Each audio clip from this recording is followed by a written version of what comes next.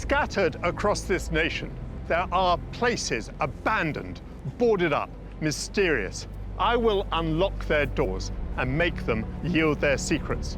From an extraordinary hospital that pioneered the idea of free medical care for people living on the fringe of society, at a time when the public were paying to gawp at disabled people, the London hospital offered him sanctuary. In a world filled with danger, one of the things that's so chilling about the Ripper is that he dissected his victims, went looking for organs.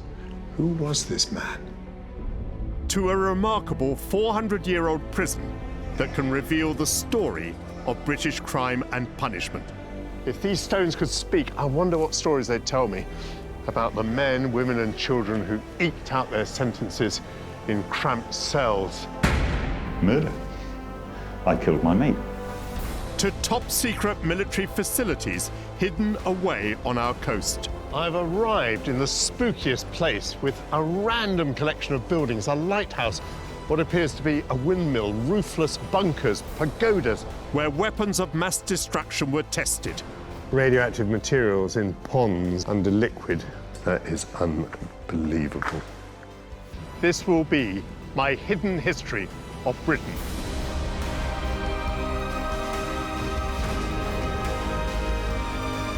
In this episode, I unlock the gates to a 400-year-old prison. First time I walked into Shepton, it was quite a shock. It was the noise. It was just immense. To uncover the story of British crime and punishment. The Kray twins came here as a couple of young, tough tearaways. They left here as fully accomplished gangsters. Of villains and victims. Black GI was brought to these rooms under sentence for death. And a life spent behind bars. You can't have punishment and rehabilitation simultaneously. You can't hurt and heal.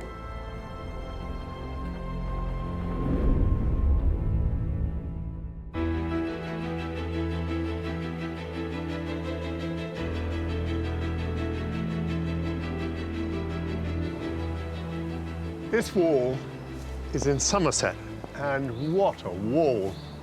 It looms over me. In the shadow of this narrow alleyway, I feel penned in, and so I should. This is Shepton Mallet Jail, and for 400 years, this wall has separated society outside from the robbers and the cutthroats and the stranglers and the poisoners inside. If these stones could speak, I wonder what stories they'd tell me about the men, women and children who eked out their sentences in cramped cells. For me, to be in jail is the stuff of bad dreams. Will my encounter with the reality of prison help me to sleep easy or intensify the nightmare? I have been in prisons before. I filmed in them, but also visited a few friends in prison. After all, I used to be a Member of Parliament.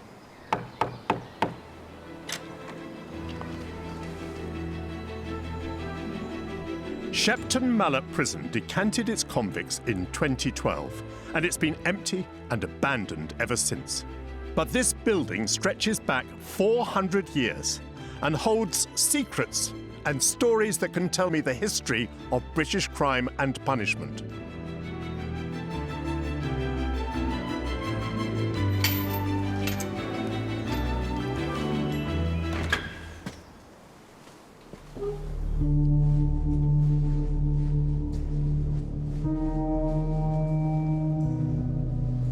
Classic cell block architecture. I don't know whether I'm imagining it. I think it still has the stench of a prison.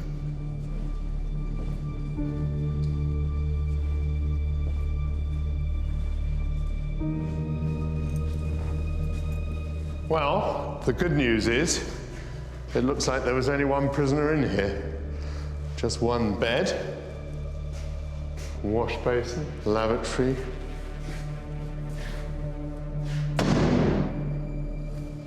So the door bangs closed, and this is your world. So I'll probably spend a couple of minutes in here. But what is really creepy is to think of, I don't know, 23 hours a day.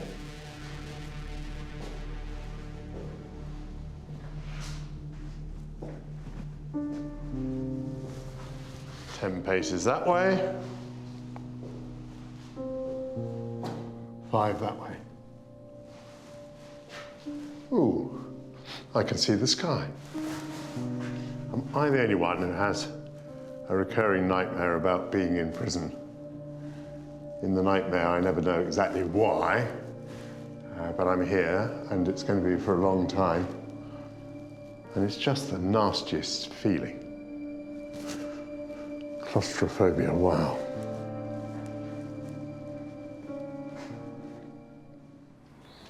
I find it impossible to imagine what it would be like to spend even a single night in a small, cramped cell. But some prisoners spent decades here. And if you're serving a fixed sentence, every day you can take another day off. You know you've served one day closer to your sentence ending, and you can go home. With a lifer, you could be there forever. You just don't know. Ben Gunn from Wales was sentenced to life in prison. Just a fight with a mate of mine. He got grievously injured, died a couple of days later. I pleaded guilty. Off I went to prison for life. 4 years after his release, Ben's come back to Shepton to help me to understand what it's like to spend a lifetime behind bars. Wow. You're saying wow a lot, Ben. What are you feeling? Did you come here with trepidation today? Yes, yeah. It's not a happy place. No. You know, you live here, you try and make it work, you try and create some sort of meaning in a meaningless environment. But it's a place of pain. We're all murderers, rapists, the most horrible people. How long were you in for? 32 years. Was 32 years the right sentence for you? I can never answer that question. What's the value of a human life? I can't say my victim's life was 10 years, 30 years, 50 years. I honestly don't know. How old were you when you were convicted? I was 14. So you did 32 years for something that you did when you were 14? Yes. Such is life. Wow, yeah. Is this your block? Yeah. Wow. Okay. Yeah. Okay. Wow. I'm gonna need a moment. Are you? Right, okay. I'll leave you to your moment.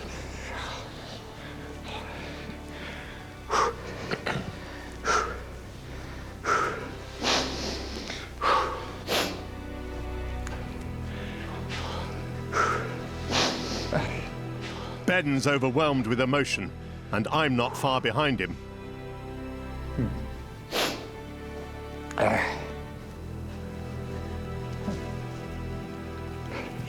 People lived here. People also died here. Ah, yes. That's what affected you. A couple of suicides. Friends of mine. Feeling this building through Ben's emotions is a revelation. I need to give him some space to cope with being back here in prison. I'll meet him again later. First, I want to dig down into this prison's history and uncover the story of its two most notorious inmates. I want to show you a rather intriguing place. What the Kray twins regarded as their only funny moment in all their time here at Shepton Mallet.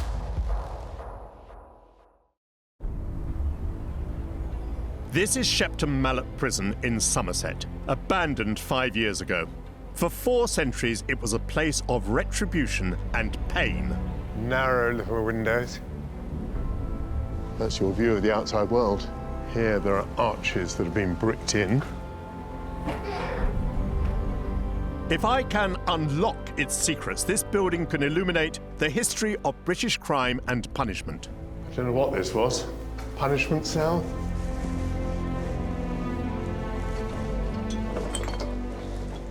Recent demolition has revealed this, one of the original cells of the 17th century prison.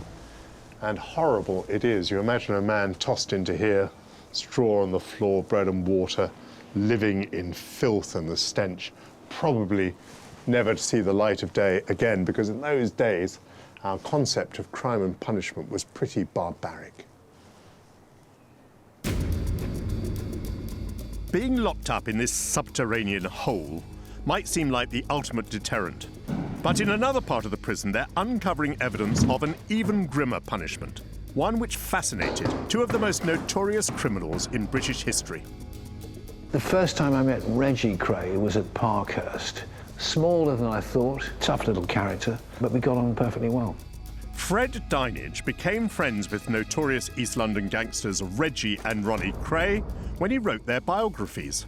I met Ronnie in the visiting hall at Broadmoor, and you hear this sort of marching sound down the stone corridor, and it was him. Quite an imposing man, actually, Ronnie, quite menacing. I've asked Fred to come to Shepton to help me to understand how this prison launched the criminal careers of two East End boys. I want to show you a rather intriguing place. And this place had a particular significance for Reggie and Ronnie Kray. What the Kray twins regarded as their only funny moment in all their time here at Shepton Mallet. Welcome, Michael, to the topping shed. This is where a number of men were hanged here at Shepton Mallet, and what the lads have done is expose the whole thing for us. Now, you've got to imagine there would have been beams across and into these From holes. these fittings here? Exactly. The trap door in the middle. And so what's that got to do with the Kray brothers? Because the Kray brothers were absolutely fascinated by this, particularly Ron, who had a macabre sense of humour. So Ron thought how nice it would be to pretend to be hanged here, and they persuaded a friendly officer, one Doc Holliday, to allow them in here, and Ronnie and the Doc pretended to hang Reggie. So they actually put a noose around his neck? Noose around his neck. Dropped him? Dropped him, but Ronnie, of course, holding on very tight so that he didn't hang himself. Okay. And he thought that was very funny. In fact, he said to me, it was the only light moment of their whole time here.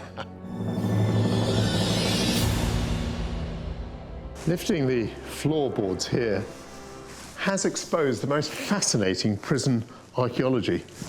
These are the mechanics of capital punishment. And the fact that the Kray brothers had their lightest moments in the prison as Ronnie swung from a noose below, that's pretty revealing too. Reggie and Ronnie Kray were to become two of the most infamous criminals in British history, but they were just 20 when they came to Shepton. So how did this prison mould them? They came here as a couple of young, tough tearaways. 9 months later, they left here as fully accomplished gangsters. So what years were the Kray brothers here? We're talking now about 1953. What have they been charged with? Well, they were called up for national service to join the Royal Fusiliers. And they agreed between themselves, yes, they would join the army as long as they were made PTIs, physical training instructors. That way they could keep fit and generally have a nice time. So they went to the Tower of London. Right, we've come to sign up. We're going to be PTIs. And the CO said, you'll do what you're told. To which Ronnie remonstrated. The CO, foolishly as it turned out, put a restraining hand on Ronnie Kray's arm. Ronnie Kray hit him on the jaw, knocked him to the floor. The Kray twins turned around, walked out, caught the bus home to Valence Road and had a nice cup of tea. That would not be the end of that story. The long arm of the law came after them. The Kray twins were then rounded up and were sent here to Shepton Mallet. Within the walls, they met some very interesting characters. Charlie Richardson, who with his brother Eddie ran the Richardson gang in South London, the so-called Torture Gang. So the Kray twins were surrounded by villains of this stature. And indeed, when they left here, one of the first things they did was to acquire the Regal Billiard Hall in Mile End, and that's where their first venture into the protection racket began. It's clear that the young Krays were profoundly shaped by their time in this prison, and not for the better.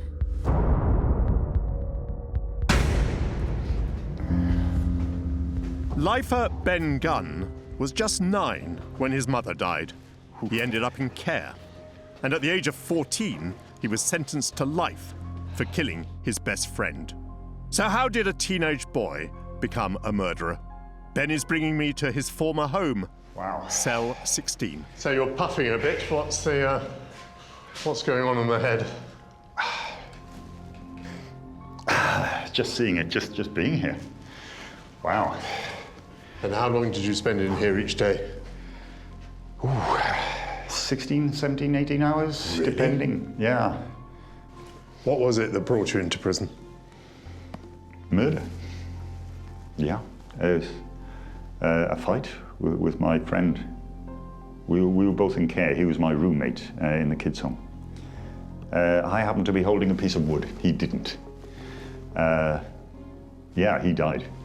Did you mean to kill him? No. Didn't mean to cause serious harm. But I did. And as soon as I realised it, went to the police. Yeah, phone box 999.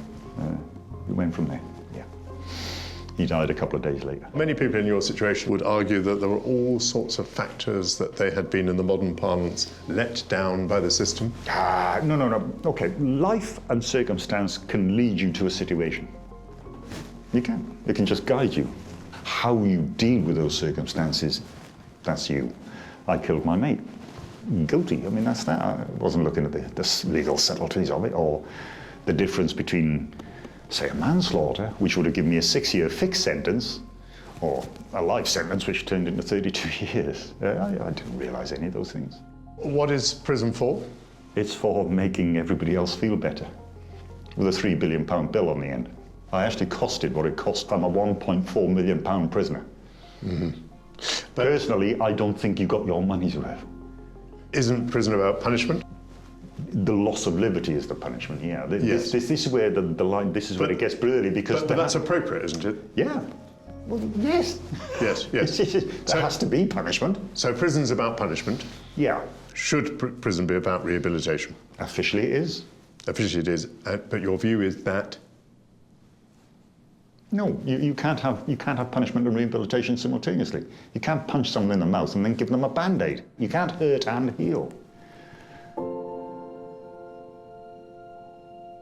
Ben disarms me. Having spent 32 years in a cell like this, he unequivocally accepts responsibility for his crime, even though he was only 14 at the time. And then he articulately asks, what does prison achieve? Certainly not much by way of preparing convicts for life and work outside. It's a question that most people, that I, prefer to avoid. But Ben had a long time to think about it. I'm beginning to understand how this building shaped the men who were locked up inside. But what about those who spent their days guarding some of the most dangerous and violent men in this country? You've seen this in so many movies. Imagine the warders pacing up and down here, the screws, peering into the cells. Lights out in there. And then when there's trouble, when you have a fight in one of these places, two inmates are having a brawl, and then everyone else goes to the door, ringing their tin mugs on their metal doors and on their bars, making a row. And the wardens come in and break it all up. First time I walked into Shepton was quite a shock. Walked through the door and it was the noise. It was immense. It just reverberated around in my head. And then looking up to see these 3 levels. Former prison officer Jim Butt has returned to Shepton to shed light on what it was like to be on the other side of the bars. I worked in Shepton for about 17 years. I was a prison officer and I was a physical education instructor. Hello, Jim. Hi there. So B Block brings back memories? Fond memories.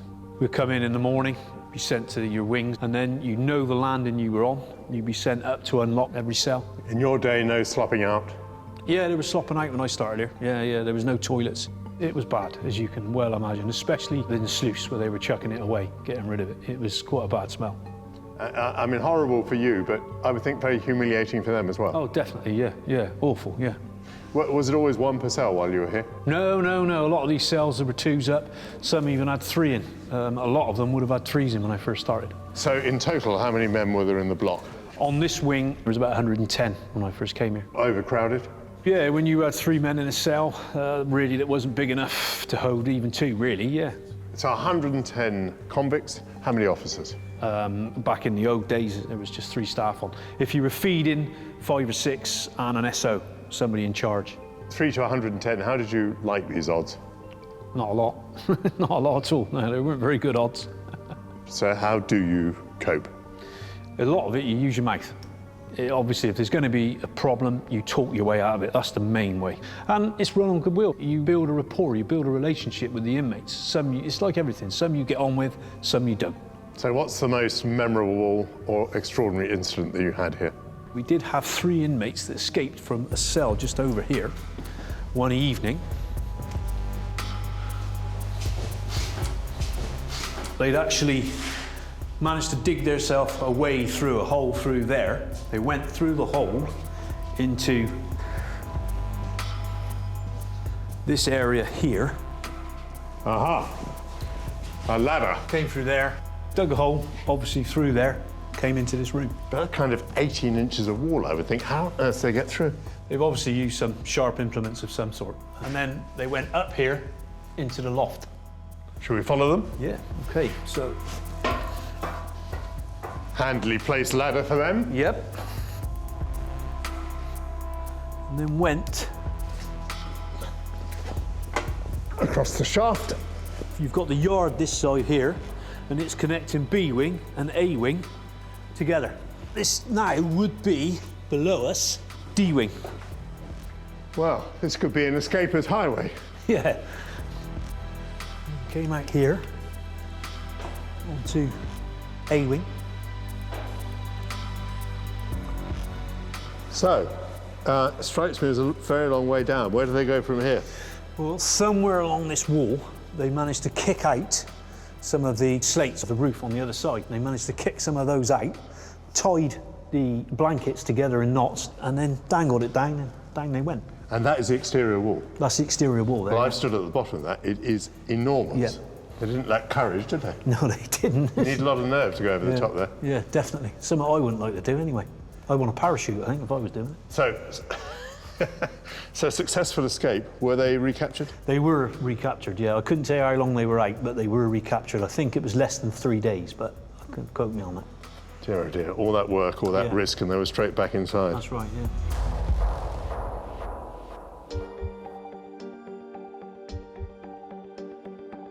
So far, this old abandoned jail has revealed the early years of 2 of Britain's most feared gangsters, and what it does to you to serve a life sentence of over 3 decades.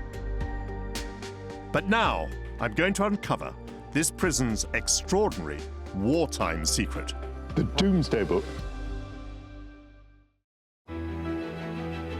This is Shepton Mallet Prison in Somerset. Abandoned in 2012, for 4 centuries this was a place of imprisonment and death. I've come here to discover what this extraordinary building can reveal about British justice.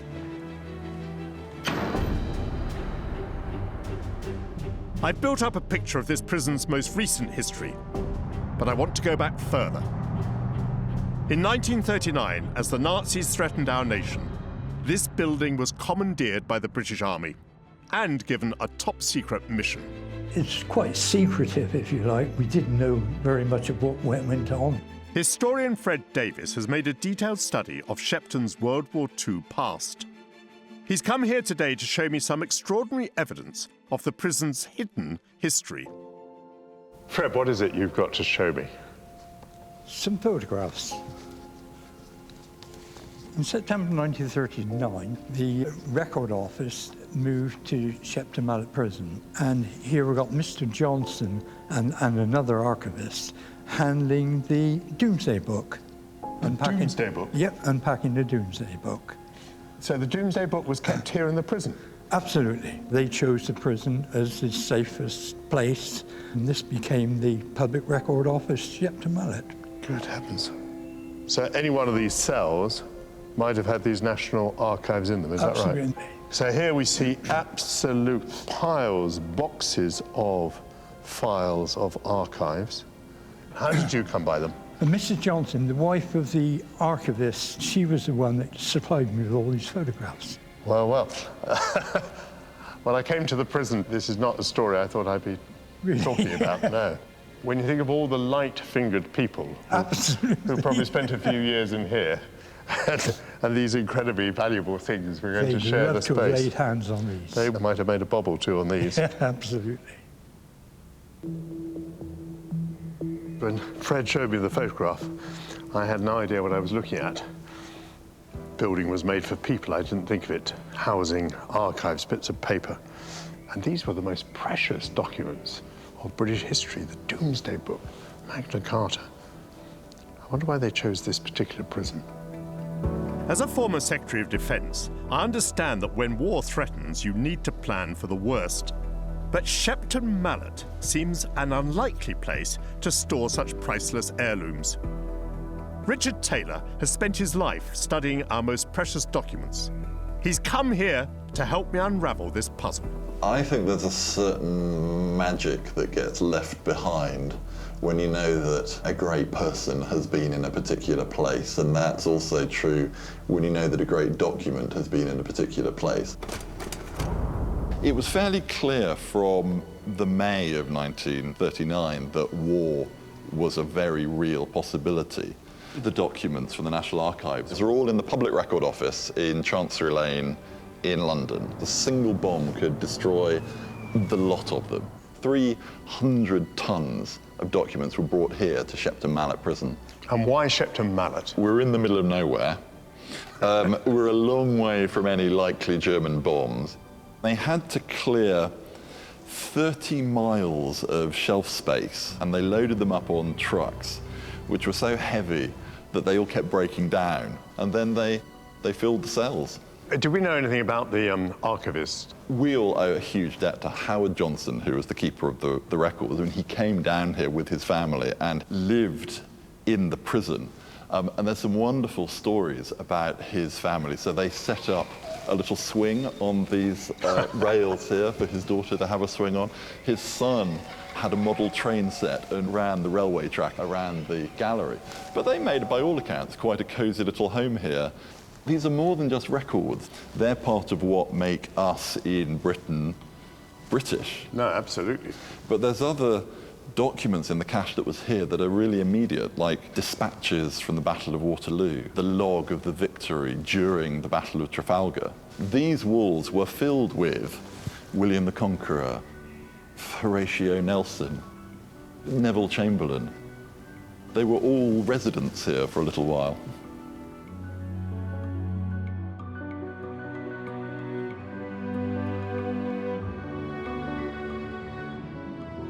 Magna Carta was kept in this very cell.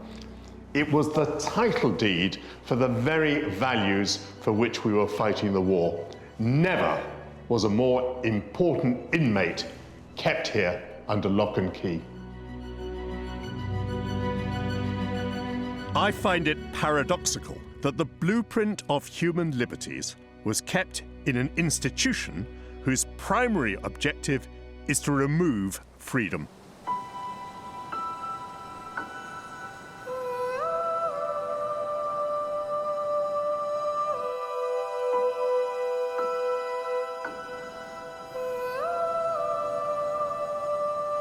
To understand the fundamental purpose of this building, I need to go back and talk to lifer Ben Gunn, who spent 32 years banged up inside.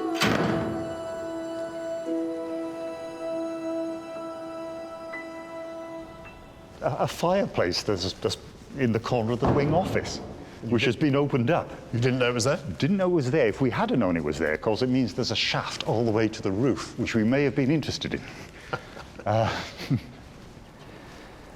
It's clear that Ben can give me an exceptional perspective on life without liberty. Oh, I've got to step in there, Michael. I've never been beyond that gate. It's a never been sterile area. Prisoners not allowed. Somewhere up there lived the governor, and there was a little museum of sorts, which had an old governor's throne in it. I mean, literally an old Victorian toilet of such magnificence. They built a room around it and then called it a museum. But prisoners never got to see So you've literally never set foot here? Never. No, I used to lurk on that side, just waiting for the governor to pass by, so I could give him my opinion on the issues of the day. Bet you couldn't wait. He couldn't find another way to get out of this building.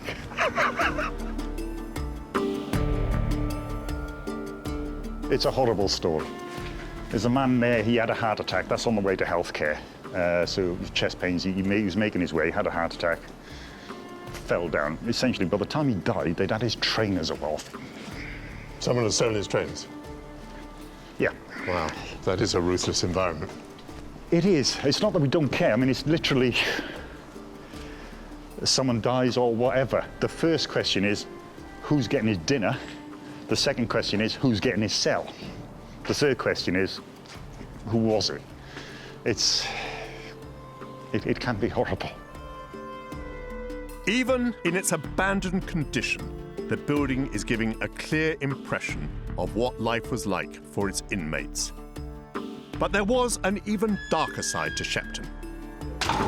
For more than 300 years, the hangman operated here.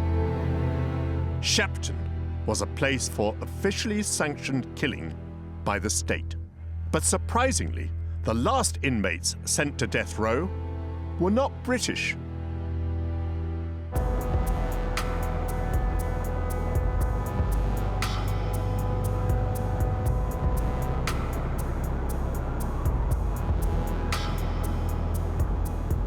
The extraordinary thing about Shepton Prison is that it was handed over to the US forces to administer justice by their own rules for crimes committed by their own servicemen.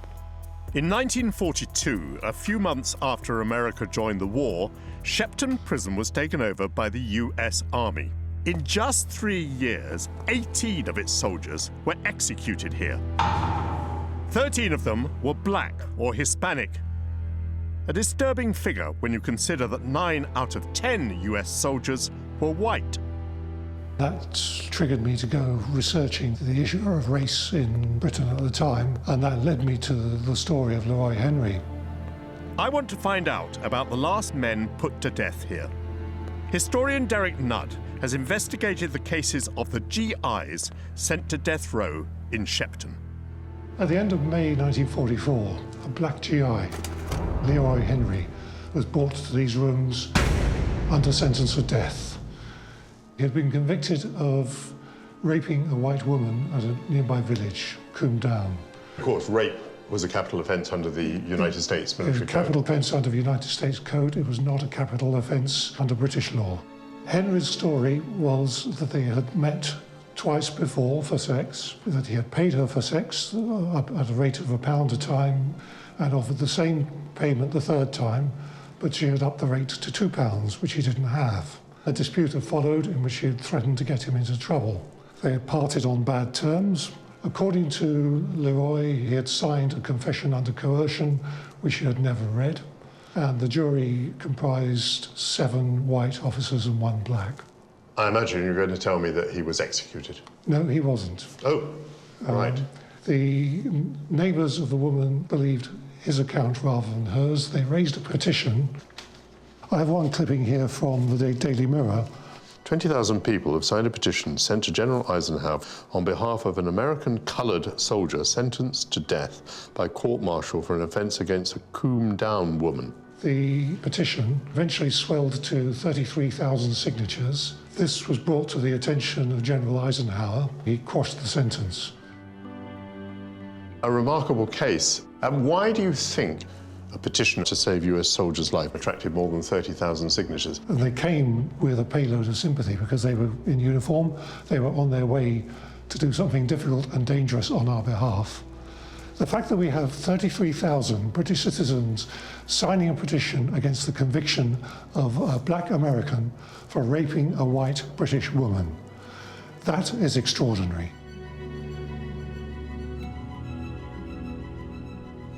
I found Leroy Henry's story unexpected. Here was the condemned cell where he might have spent his last night, but he gained justice despite his colour. At a time when I might have expected the British public to be as prejudiced as any other, no, it displayed its sense of fair play.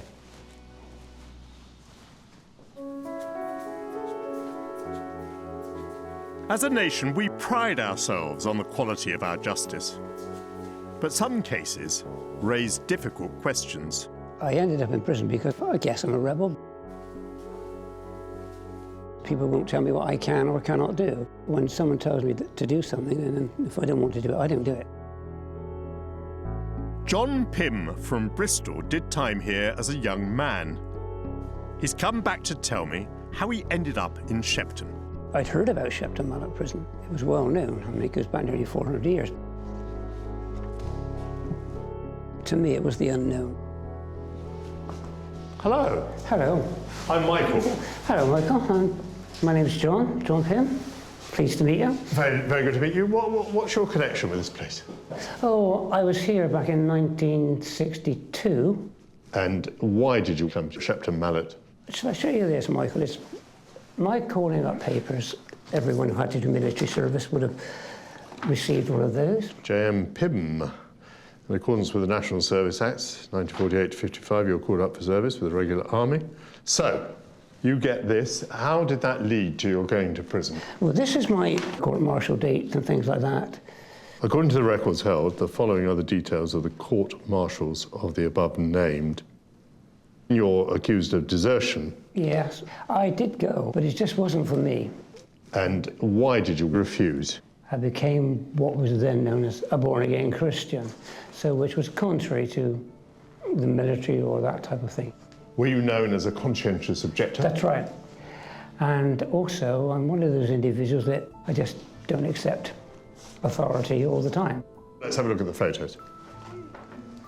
You're going to tell me that's you? That's me.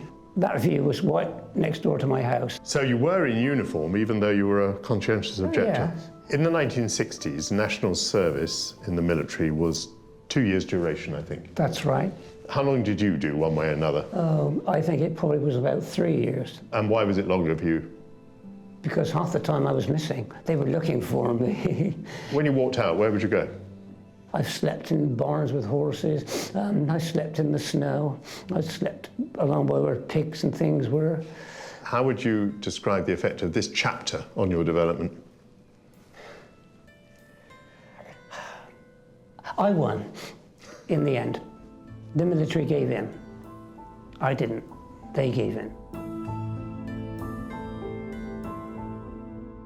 Of all the sorts of prisoners that I might have imagined in this jail, I would never have guessed conscientious objector.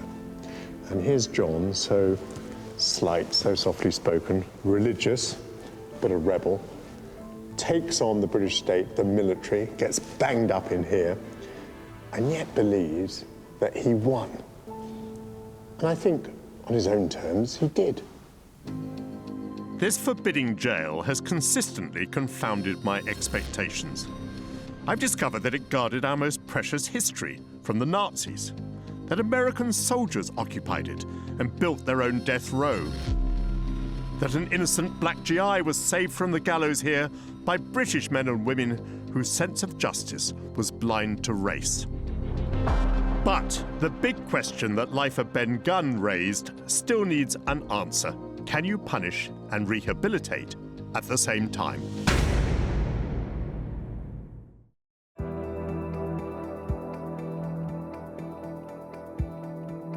For me, nothing could be more terrifying than going to jail.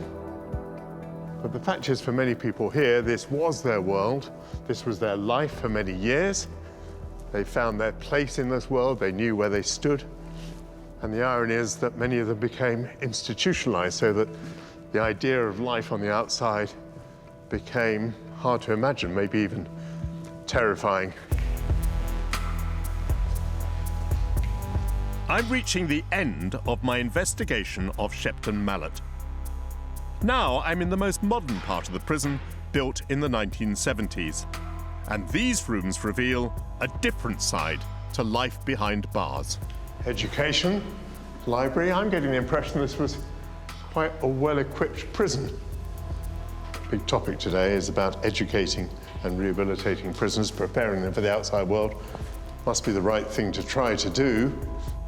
But if a man has spent decades behind bars, how can you prepare him for a new life outside?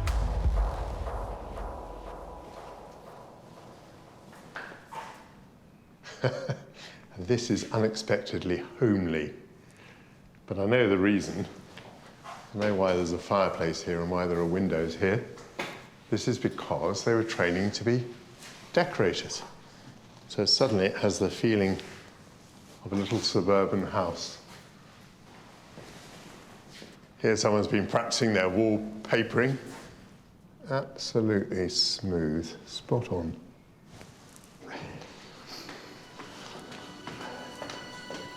While lifer Ben Gunn served his 32 years, he used some of his time to study, earning a degree in politics and history and a master's in peace and reconciliation. All right, this is my stamping ground. More specifically, there.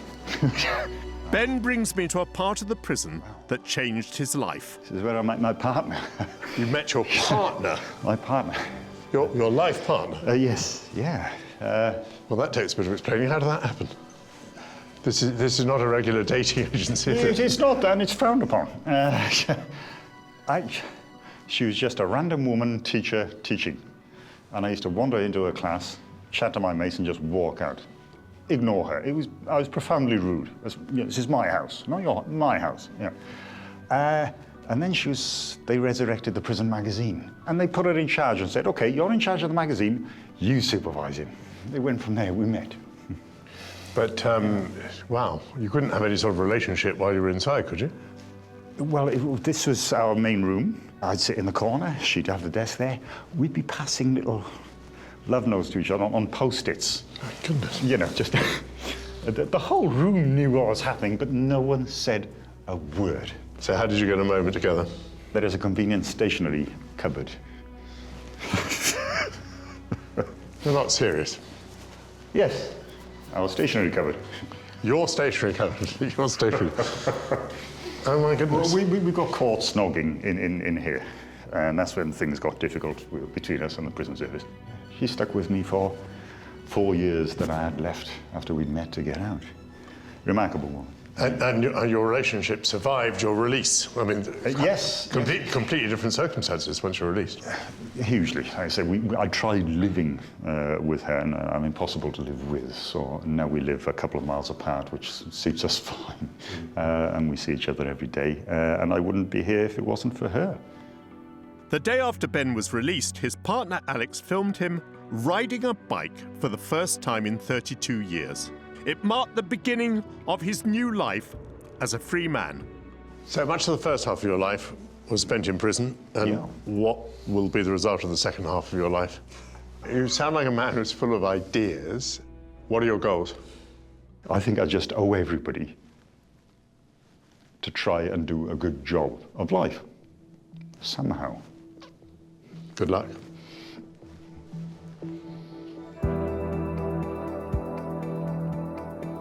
Coming here to uncover the hidden stories of this prison has given me an exceptional insight into life on both sides of the bars.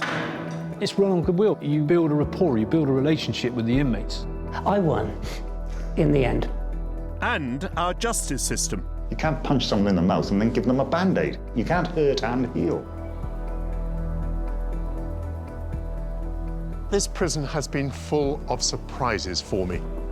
And in this building, I feel I've read the social history of Britain as public attitudes and official policies muddled their way gradually towards humanity. In the next programme, I'm going in search of a ghost town to uncover how a state decree wiped a 1,000-year-old village off the map. Tough to go en masse. How the ultimate sacrifice was made. There were 25 people killed, 71 wounded. And how citizens battled against the government to get back their homes. 2 aeroplanes came out and buzzed us. All of these will head out across the plain, taking in Imber on the way.